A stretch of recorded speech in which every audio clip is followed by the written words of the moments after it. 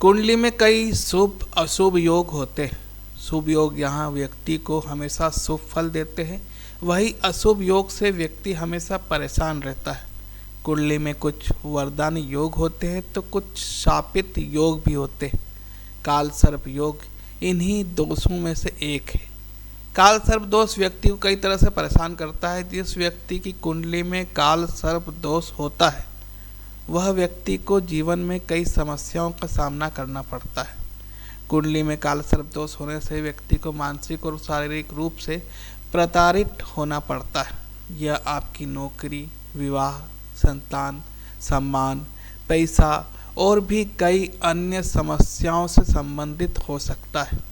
राहु और केतु को छाया ग्रह माना गया है। इनका प्रभाव अक्सर नकारात्मक होता है। इन्हीं छाया ग्रह राहु और केतु के मध्य विभिन्न ग्रहों की स्थिति होने पर काल सर्प योग का निर्माण होता है। यानी कि कुंडली में कोई भी भाव में राहु और केतु के मध्य सभी ग्रह आ जाएं तब यह काल सर्प योग बनता है। जैसे कि छठे भाव में केतु बैठा हो और 12वें भाव में राहु और इन्हीं के मध्य सारे ग्रह आ जाए तब यह कुंडली काल सर्प दोष वाली कुंडली कहलाएगी। जिस व्यक्ति के जीवन में काल सर्प दोष होता है उसे जीवन में बहुत संघर्ष करना पड़ता है और जब उसको किसी अपने की ज़रूरत होती है तब उसे अकेलापन महसूस होता है। ऐसे जातक अपनी बात भी किसी से शेयर नहीं कर पाते। इन्हें तनाव, चिंता भी अधिक रहती है, इसलिए कम उम्र में ब्लड प्रेशर, शुगर की समस्या उत्पन्न हो जाती है। काल सर्प दोष के कारण मानसिक और शारीरिक रूप से परेशान होते हैं। साथ ही सिर दर्द, त्वचा रोग आदि भी इन्हें होता है। कई काल सर्प दोष से पीड़ित व्यक्ति को सपने में लड़ाई झगड़ा दिखाई देता है। शरीर पर सांप लेटते हुए दिखाई देते हैं। मृत व्यक्ति दिखाई देते हैं। अगर व्यक्ति बिजनेस करता है तो उसे घाटा होगा। नौकरी करता है तो बार बार नौकरी बदलनी पड़ेगी क्योंकि वहाँ भी कोई ना कोई समस्या खड़ी हो जाती है। विवाह भी देर से होता है और दाम्पत्य जीवन भी थोड़ा कष्टमय रहता है। जातक निभाने की कोशिश जरूर करता है लेकिन लगभग प्रतिदिन कोई ना कोई बात पर बहस हो ही जाती है। कुंडली के 12 भाव होते हैं। उसी प्रकार राहु केतु की स्थिति के अनुसार 12 तरह के काल सर्प दोष होते हैं। जानते हैं उन्हीं 12 प्रकार के काल सर्प दोष को। पहला है अनंत काल सर्प दोष। जब राहु प्रथम भाव लग्न में हो और केतु सप्तम भाव यानी दाम्पत्य भाव में स्थित हो तब यह अनंत काल सर्प दोष होता है। अनंत काल सर्प दोष से पीड़ित जातक मानसिक तनाव से पीड़ित होता है। जातक को हर समय किसी न किसी चीज़ की चिंता बनी रहती है। कैरियर और कारोबार में भी परेशानी आती रहती है। कई अवसर पर कारोबार में बड़ा नुकसान होता है। धन के चोरी या खोने का खतरा भी बना रहता है।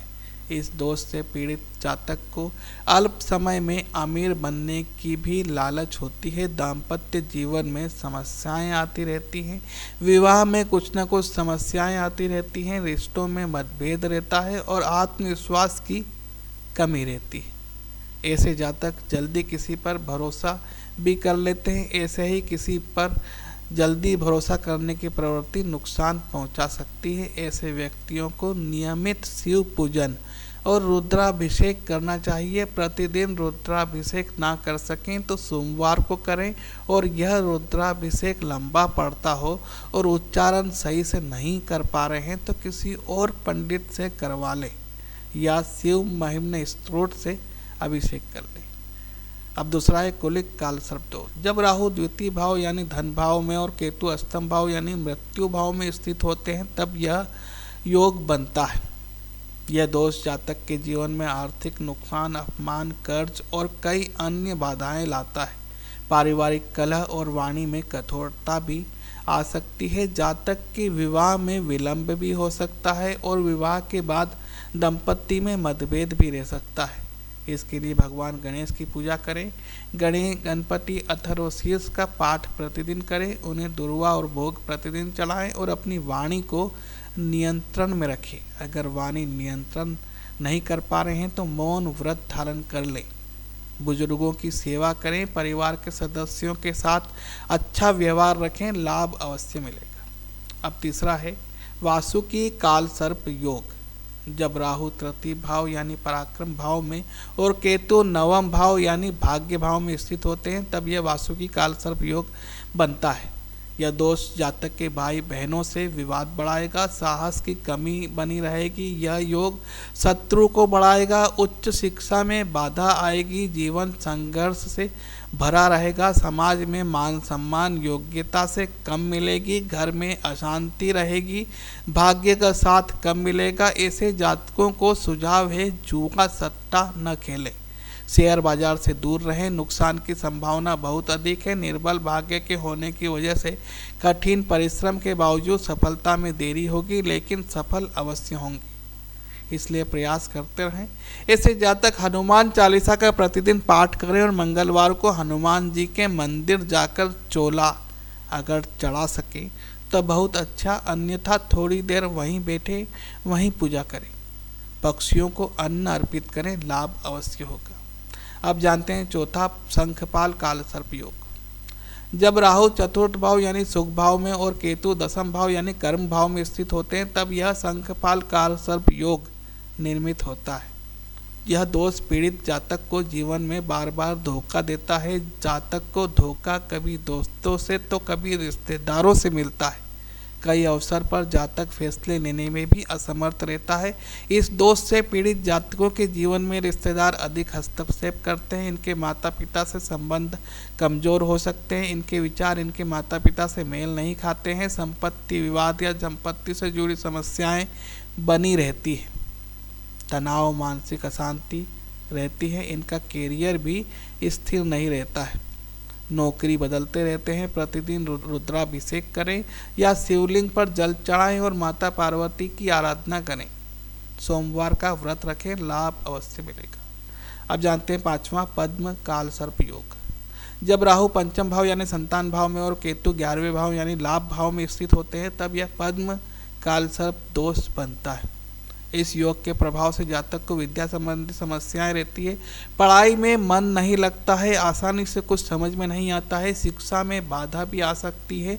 हो सकता है कि ऐसे जातक अपनी शिक्षा पूरी न कर पाएं। इस योग में जातक को अपयश मिलने की संभावना भी होती है। इस योग की वजह से जातक के स्वास्थ्य संबंधी परेशानियां रह सकती है। जातकों के मित्र व साथी स्वार्थी होते हैं, सिर्फ अपने मतलब के लिए मित्रता करते हैं। इस योग के प्रभाव से जातक को गुप्त शत्रु का भय भी रहता है और अचानक से आर्थिक नुकसान झेलना पड़ सकता है।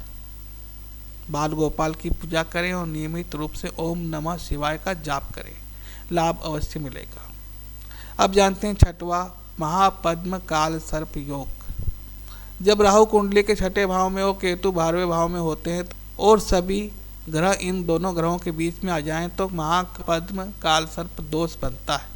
यह योग व्यक्ति के जीवन पर गहरा प्रभाव डालता है और कई प्रकार की चुनौतियों का कारण बनता है। इस दोष के कारण व्यक्ति को शत्रुओं और विवादों का सामना करना पड़ता है। कोर्ट कचहरी के मामलों में उलझने की संभावना भी रहती है। गुस्सा और चिड़चिड़ापन बढ़ सकता है। स्वास्थ्य संबंधी परेशानियां, विशेष रूप से गुप्त रोग हो सकते हैं। अवसाद, मानसिक तनाव और चिंता बनी रहती है।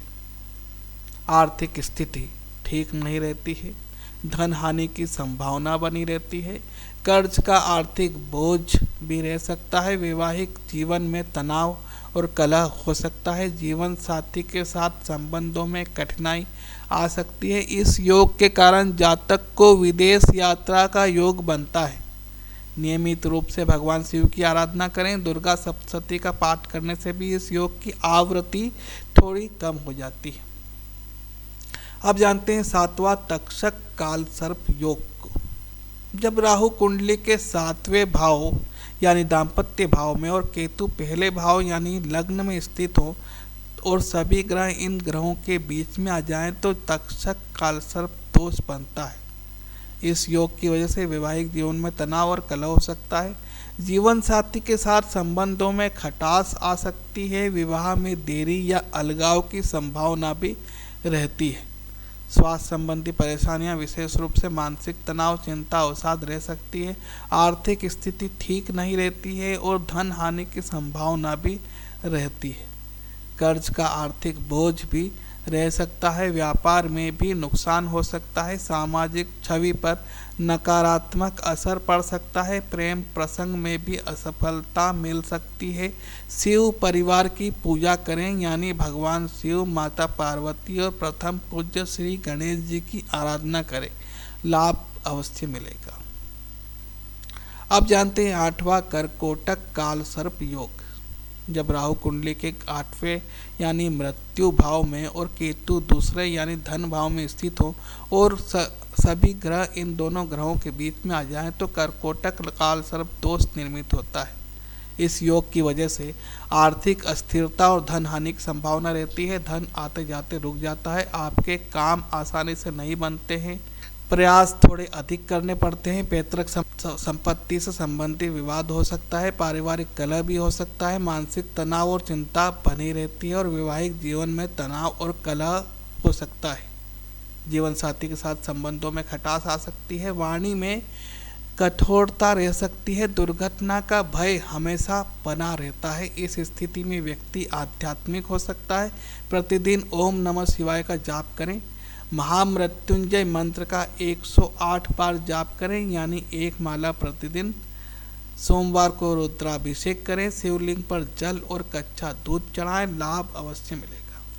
अब जानते हैं 9वां शंखचूड़ काल सर्प योग। जब राहु 9वें भाव यानी भाग्य भाव में और केतु तृतीय भाव यानी पराक्रम भाव में स्थित होते हैं, तब यह शंखचूड़ काल सर्प दोष बनता है।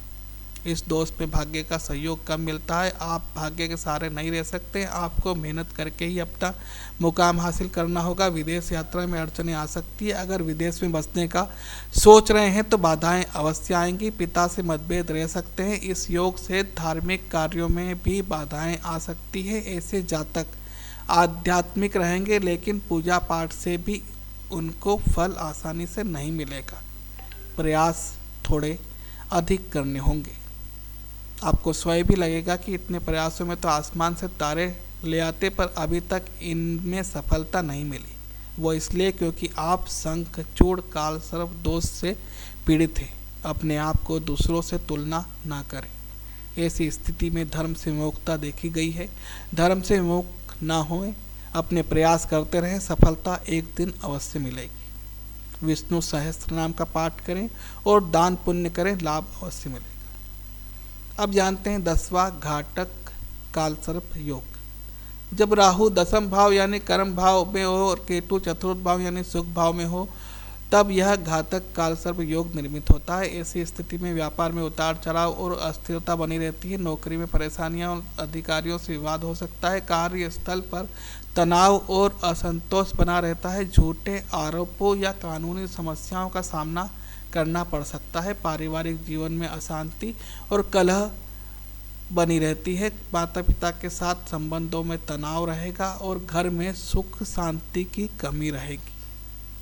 मानसिक तनाव चिंताएं रह सकती है। कोई भी निर्णय में कठिनाई हो सकती है। सामाजिक प्रतिष्ठा में कमी आ सकती है। व्यक्ति को अपने कैरियर में सफलता पाने के लिए कठिन परिश्रम करना पड़ सकता है। व्यक्ति को हर समय अनजाना डर बना रहता है। शादी में देरी या वैवाहिक जीवन में तनाव हो सकता है। हर शनिवार को शनिदेव की पूजा करें, उन्हें दिया लगाएं। नियमित रूप से भगवान शिव की आराधना करें। प्रतिदिन शिवलिंग पर जल बिल्वपत्र अर्पित करें, लाभ अवश्य मिलेगा। अब जानते हैं 11वां विषधर काल सर्प योग। जब राहु कुंडली के 11वें भाव में और केतु 5वें भाव में स्थित हो और सभी ग्रह इन दोनों ग्रहों के बीच में आ जाएं तो विषधर काल सर्प दोष बनता है। इस योग के बनने से संतान प्राप्ति में देरी या संतान संबंधी समस्याएं हो सकती है। संतान के स्वास्थ्य को लेकर चिंता बनी रहती है। शिक्षा में रुकावटें और असफलताएं आ सकती है। ज्ञानार्जन में कठिनाई हो सकती है। शिक्षा में बाधा आती है। कुछ याद रखने में समस्या रहती है। दोस्तों से धोखा मिलता है। मित्रों को बिजनेस पार्टनर ना बनाएं, वो धोखा दे सकते हैं। प्रेम संबंधों में असफलता मिल सकती है। आपको अपनी इच्छाओं को पूरा करने में बहुत अधिक प्रयास करने होंगे। बिना थके प्रयास मेहनत करेंगे तभी आप अपनी इच्छाओं को पूरा कर पाएंगे। पीपल के पेड़ की पूजा करें और शिवलिंग पर बेलपत्र चढ़ाएं, लाभ अवश्य मिलेगा। अब जानते हैं आखिरी 12वां शेषनाग काल सर्प योग। जब राहु 12वें भाव यानी व्यय भाव में और केतु 6वें भाव यानी रोग भाव में स्थित होता है तब शेषनाग काल सर्प योग निर्मित होता है। इस योग की वजह से न चाहते हुए भी अनावश्यक खर्च अधिक होते हैं। ऐसे जातकों पर कर्ज भी अधिक रहता है, मानसिक तनाव चिंता भी लगा रहता है। आप हमेशा विदेश जाने का या वहाँ बसने का सोचते हैं लेकिन विदेश यात्रा में बाधाएं आती रहती है, क्रियान्वित नहीं हो पाती है। रोग भी इन्हें कई रहते हैं, मांसपेशियों की समस्या, रीढ़ की हड्डी की समस्या, घुटनों की समस्या रह सकती है। नींद की कमी भी रहेगी, हमेशा थके थके से लगेंगे। आप पूजा पाठी रहेंगे और हो सकता है कि प्राचीन गूढ़ विज्ञान में आपकी दिलचस्पी रहे। यह कार्य अगर करते हैं तो फेमस भी रहेंगे और आध्यात्मिकता से जुड़ने की वजह से कालसर्प योग भी थोड़ा नरम पड़ जाएगा। नाग पूजा करें और भगवान विष्णु के मंत्रों का जाप करें, लाभ अवश्य मिलेगा। अब जानते हैं इन सभी 12 काल सर्प दोषों के उपाय क्या किया जाए कि इन काल सर्प दोषों की आवृत्ति थोड़ी कम हो जाए। सामान्य उपाय यह है कि प्रत्येक सोमवार शिवलिंग पर जल, दूध और बेलपत्र चढ़ाएं। महामृत्युंजय की एक माला अवश्य प्रतिदिन करें, यानी प्रतिदिन हनुमान चालीसा का पाठ करने से भी लाभ मिलता है। बड़े बुजुर्गों का सम्मान अवश्य करें। अपने माता पिता का ध्यान रखें। अपनी पत्नी या पति की बात मानें। कोई भी बड़ा डिसीजन उनसे बिना पूछे ना लें। किसी से भी अभद्र व्यवहार ना करें। अपनी वाणी मीठी रखें। हर वर्ष परिवार संग धार्मिक स्थल अवश्य जाएं। काल सर्प दोष से पीड़ित व्यक्ति को अपने घर में मोरपंख अवश्य रखना चाहिए। राहु केतु शांति के लिए ग्रहण काल में पूजा करें। नाग पंचमी के दिन नाग देवता की आराधना करें। इन सभी काल सर्प दोष का निवारण नासिक स्थित त्र्यंबकेश्वर और उज्जैन स्थित महाकालेश्वर मंदिर में किया जाता है। जाने से पूर्व वहाँ के पंडितों से बात कर ले, क्योंकि इस पूजा के दिन फिक्स है, प्रतिदिन नहीं होती है। यदि आपके पास नंबर ना हो तो कमेंट कर दें या हमें मैसेज कर दें, हम दे देंगे। घर में पूजा के भी जरिए काल सर्प दोष को कम किया जा सकता है, लेकिन वहाँ जो वातावरण मिलेगा उससे आपको इस काल सर्प दोष से लड़ने की और की शक्ति मिलेगी। आपको मानसिक शांति भी मिलेगी। आप महसूस कीजिएगा पूजा करने के बाद आप हल्का महसूस करेंगे। आपको नींद भी अच्छी आएगी। आपको खुश रहने का, फिर से बच्चा बनकर शरारत करने का मन करेगा। इसलिए एक बार यहाँ पूजा अवश्य करवा लें, लाभ मिलेगा। काल सर्प दोष एक ज्योतिषीय स्थिति है जो व्यक्ति के जीवन में संघर्ष, आर्थिक तंगी, मानसिक तनाव, वैवाहिक समस्याएं और अन्य बाधाएं ला सकती है। हालांकि ये दोष उतना भयावह नहीं होता है जितना अक्सर बताया जाता है। उचित उपायों जैसे शिव पूजा, रुद्राभिषेक, महामृत्युंजय मंत्र जाप और नाग देवता की आराधना द्वारा इसके प्रभाव को कम किया जा सकता है। इसलिए यदि किसी की कुंडली में काल सर्प दोष पाया जाता है तो उससे डरने की बजाय सही ज्योतिषीय उपाय अपनाने चाहिए और ईश्वर में आस्था रखनी चाहिए।